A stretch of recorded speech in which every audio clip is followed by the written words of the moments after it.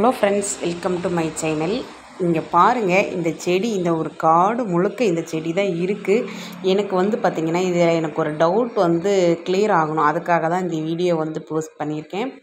நிறைய வீடியோங்களை பார்த்திங்கன்னா சொல்கிறாங்க, அவ்ரி செடியும் மருதாணியும் யூஸ் பண்ணனா அந்த இளநரை சரியாகும் அப்படிங்கிற மாதிரி சொல்கிறாங்க.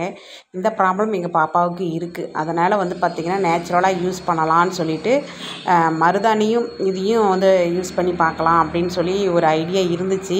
ஆனால் அதுக்கு பார்த்திங்கன்னா அவ்ரி செடி அப்படின்னு சொல்லியிருக்கும்போது மருதாணி ஈஸியாக கிடைக்கும், அவ்ரி கிடைக்கல. இந்த செடியும் அவ்ரி செடியா இல்லை இது பார்த்திங்கன்னா கேட்கும்போது கொழிஞ்சி செடி அப்படின்னு சொல்கிறாங்க.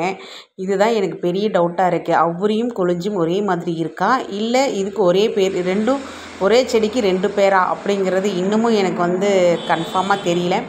ஆனால் பார்த்திங்கன்னா அவங்க அவ்ரி செடியில் இருக்கிற இலையை பிச்சு இப்படி கையில் தேய்ச்சாங்கன்னா அது ஒரு மாதிரி நீல கலர் வருது அப்படிங்கிறாங்க. அது உண்மையாக பொய்யான்னு தெரியல. ஆனால் இந்த தலையை எடுத்து பறித்து பார்த்தா ஒன்றுமே தெரியலைங்க. ஆனால் காடு ஃபுல்லாக இந்த செடி இருக்குது. நிறைய பேர் இதில் தான் பார்த்திங்கன்னா நிறையா இப்போ எக்ஸ்போர்ட் பண்ணுறாங்க. ஆனால் இது அந்த செடி தானா அப்படிங்கிறது தெரியல. காடே ஃபுல்லாக விளைஞ்சிருக்குங்க. இந்த செடி ஹேர் பேக்கிங் போடுறவங்க யாராவது இருந்தீங்கன்னா இந்த செடி யூஸ் பண்ணலாமா என்னங்கிறத கமெண்ட் பண்ணுங்கள். இது கூட தான் இதுதான் அவ்ரியா இல்லை கொழிஞ்சா, இது ரெண்டும் வெவ்வேறு செடி தானா அப்படிங்கிறதும் சொல்லுங்கள்.